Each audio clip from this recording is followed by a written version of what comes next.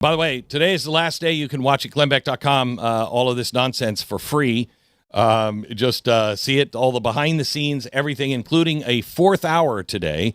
Pat and I are going to be doing a Q&A for Stu's last day, fourth hour, and it'll happen right after this podcast live at glennbeck.com, also on Stu Does America's YouTube and Glenn Beck YouTube, youtube.com/GlennBeck, youtube.com/Stu Does America. Which, by the way, I've got to talk to you about this later, Stu. You got to get control of that. I mean, somebody is hacking you. Yeah, I noticed that. Bad. It's bad. It's bad. You got to get a hold of that. You're saying the YouTube description page. Yeah, I did. That is pretty bad. Yeah, I wonder what's going on with that. Yeah, it is weird.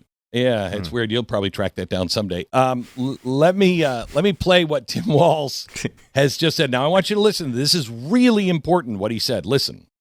And at this point in time, I told Tom, I'm going to give you the benefit of the doubt. But unless I see a reduction in these folks on the streets, I'm going to have to say that to my folks. So look, we all think we all want to avoid that. But I think the reality has sunk in this week.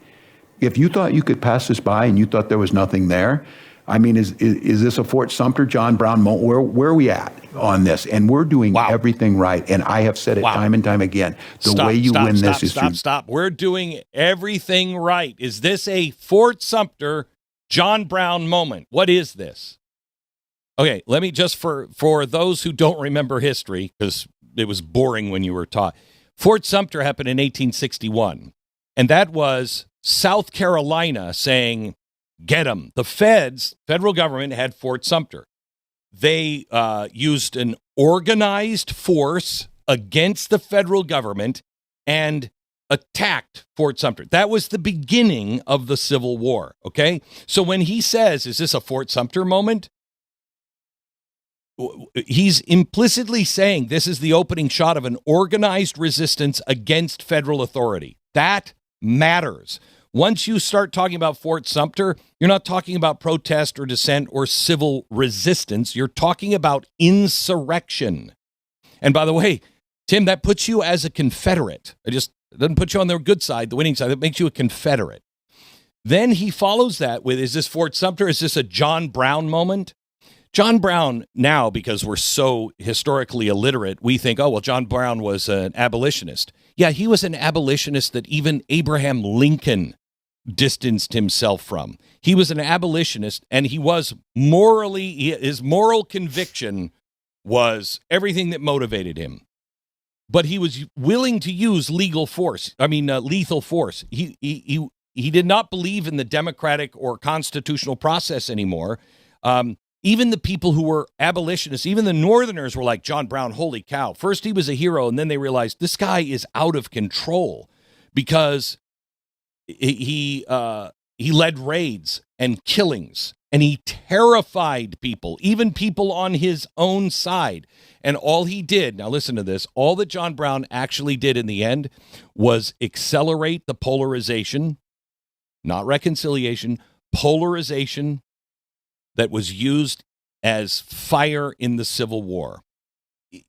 Abraham Lincoln, not an apologist, distanced himself because John Brown was blood-soaked, okay? He became a symbol of what not to do. He's a warning sign, not a model. So when Walz invokes John Brown, he's normalizing political violence. Violence is acceptable because it's righteous. History says otherwise. John Brown's violence didn't free the slaves. It didn't build consensus. It didn't strengthen the rule of law. It didn't protect any of the innocents. What it did was harden the sides, legitimize retaliation, make any kind of compromise absolutely impossible.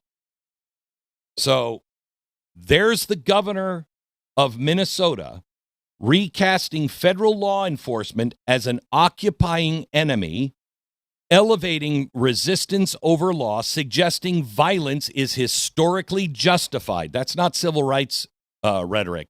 That's pre-Civil War rhetoric. And history's really clear. Pre-Civil War sometimes will lead to civil war. This is the talk of an insurrectionist. Really dangerous. And by the way, Trump yesterday called Alex Preddy an agitator, and perhaps an insurrectionist. That's kind of important language as well.